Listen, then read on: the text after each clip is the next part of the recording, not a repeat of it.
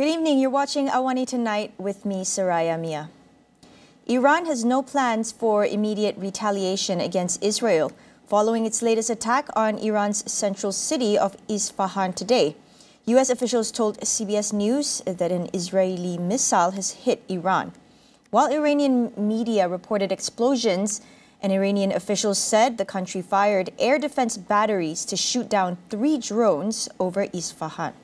Isfahan province is home to a large airbase, a major missile production complex, and several nuclear facilities. Following the attack, flights in several Iranian cities were briefly suspended. There were also reports of explosions in Syria and Iraq. According to Reuters, the U.S. had received notification before Israel's attack, which came days after Iran launched a strike on Israel that were intercepted.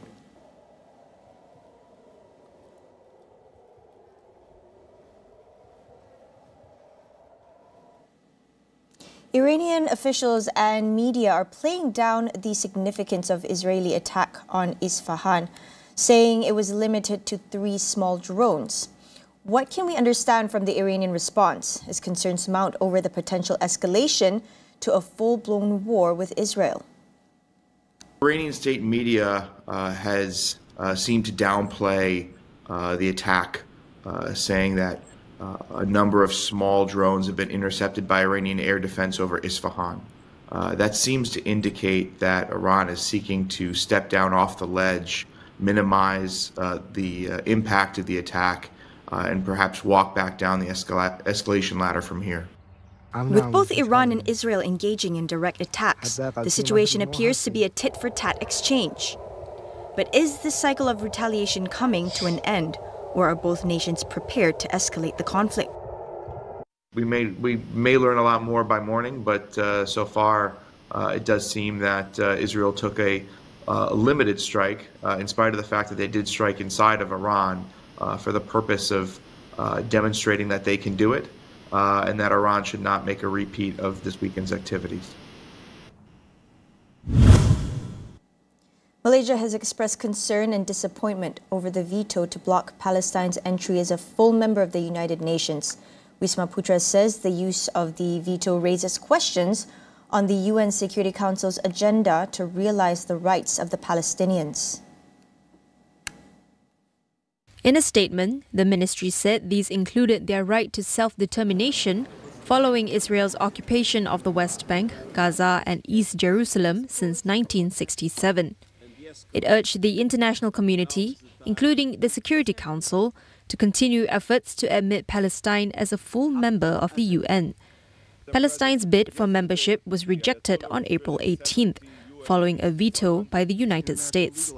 12 members of the Security Council had voted in favour, while the UK and Switzerland abstained. In other news, Prime Minister Datuk Seri Anwar Ibrahim said Datuk Seri Dr. Ahmad Zahid Hamidi's affidavit in support of former Prime Minister Datuk Seri Najib Razak was solely issued under his authority as UMNO President. He said the government will not intervene in the matter as it falls under the jurisdiction of the Pardons Board, over which the Yang di-Pertuan Agong and the Malay rulers have absolute authority. Anwar also declined to comment on whether he had cited the addendum order, while urging all parties to respect the decision of the Pardons Board. Zahid had earlier filed an affidavit confirming the existence of an addendum order from the former Yang di-Pertuan Agong, allowing Najib to serve the remainder of his sentence under house arrest. The Deputy Prime Minister said he was shown the document by former Selangor UMNO Treasurer Tengku Datuk Seri Zafrul Abdul Aziz on January 30th. Zafrul has filed another affidavit to correct purported factual errors in the affidavit filed by Zahid. Meanwhile, local airlines are gradually resuming flights to and from Sabah, Sarawak and Labuan. Multiple flights were earlier cancelled after the Mount Ruang volcano in Indonesia erupted on Thursday. Though Malaysia Airlines said some of its flights have resumed on Thursday evening in response to weather conditions, several flights scheduled for Friday have been cancelled due to weather and operational safety. The airline said it will provide updates on its social media account periodically and communicate directly to affected customers should there be any changes to their flights. At the same time, AirAsia is also restoring their flight schedules from Friday.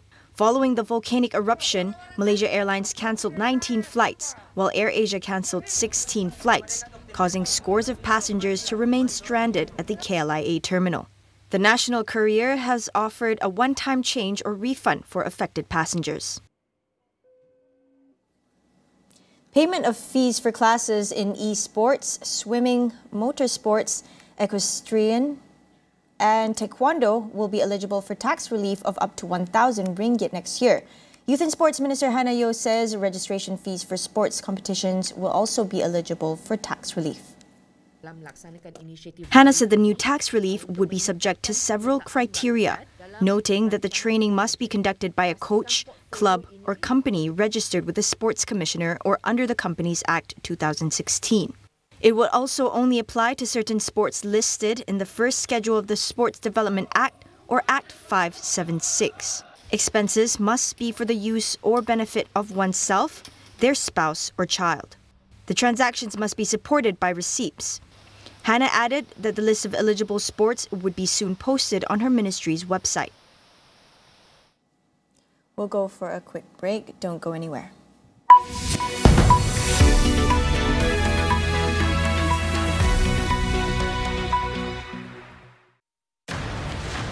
Aku dari unit gas PDRM. Aku adalah polis yang tangkap polis. Namaku Syarifuddin Husin. Panggil saja Syarif.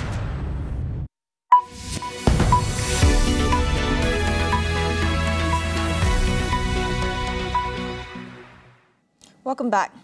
5 Japanese nationals in Pakistan escaped and survived a suicide bomb attack on their vehicle as Pakistani police shot dead a gunman accompanying the bomber. One of the Japanese nationals was injured from the attack in the southern city of Karachi, along with 2 bystanders. Militants seeking to overthrow the government and set up their own strict brand of Islamic rule have launched some of Pakistan's bloodiest attacks during the last few years, with some separatist groups targeting foreigners. According to police, the Japanese survivors have been moved to a safe place in police custody. Police also said the 5 foreign nationals were travelling in their van along with their guards and a driver when attacked, but all was saved. There was no immediate claim of responsibility for the attack from any group.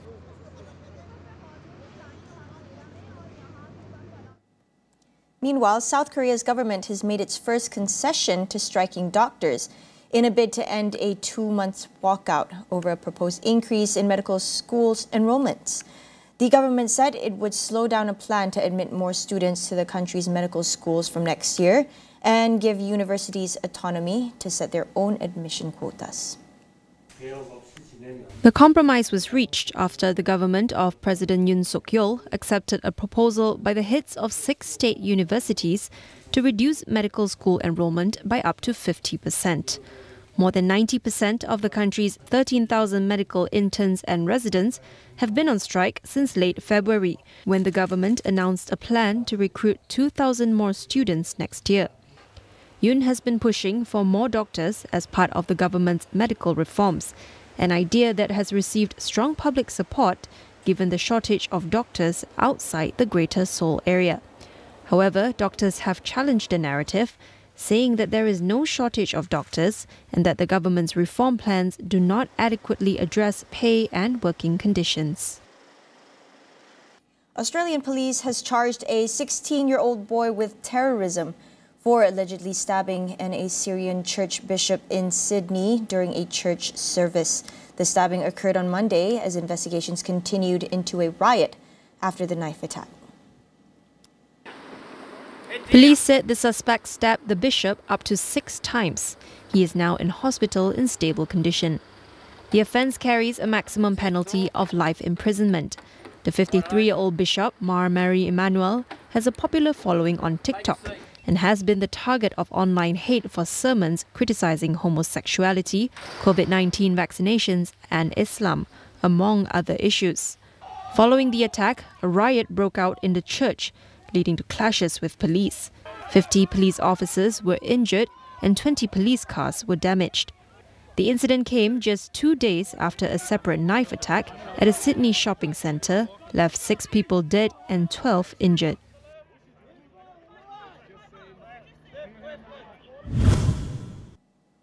India's 2024 general election kicks off today with over 969 million people eligible to vote.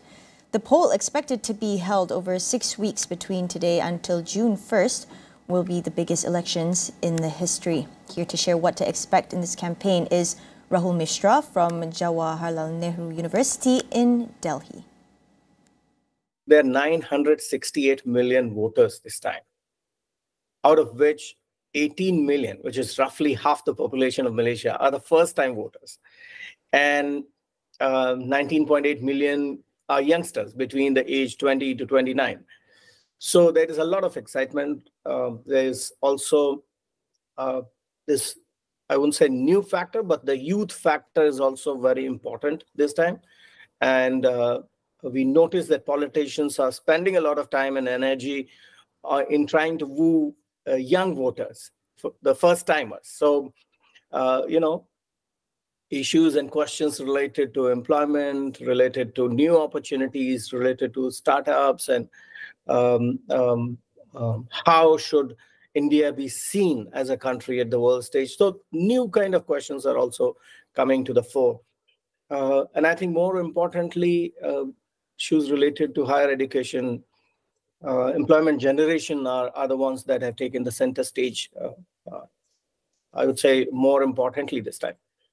Rahul also commented on the possibility of Prime Minister Narendra Modi winning a historic third consecutive term and what that would mean for the future of India. Support for Modi and his policy is still very strong for a number of reasons. I wouldn't give 100% credit to Modi and his electoral agenda this time. It's also the failure of opposition parties to come up with a strong manifesto, a combined manifesto, their inability to create a common platform to fight this election against Modi. And also, I think in terms of projecting agenda items, somewhere the opposition parties have not been able to give an agenda which is attractive enough, the political manifestos which are attractive enough for the youth. And these issues are being debated one by one in these political campaigns. So, for instance, when we talk about unemployment and youth not being able to get good education or find opportunities, in that context, Congress Party has come up with, just providing the freebies rather than creating new job opportunities. Whereas Modi is talking about startups and creating opportunities and setting up new universities, institutions, expanding India's corporate presence.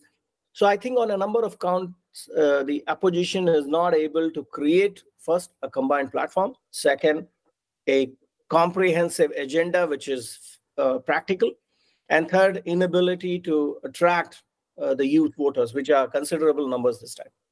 So in comparison with 2019, I think there is continuity, perhaps more consolidation for Modi this time. I think next 2 months will decide whether we are going for a long-term approach to politics and electoral agenda, or this is going to be an opposition agenda which says that we cannot have just leave Modi and his political party to make India a majoritarian state which is not inclusive enough. So it's a debate between economic growth and prosperity on one hand, and secularism and inclusive approach to India as a country on the other side.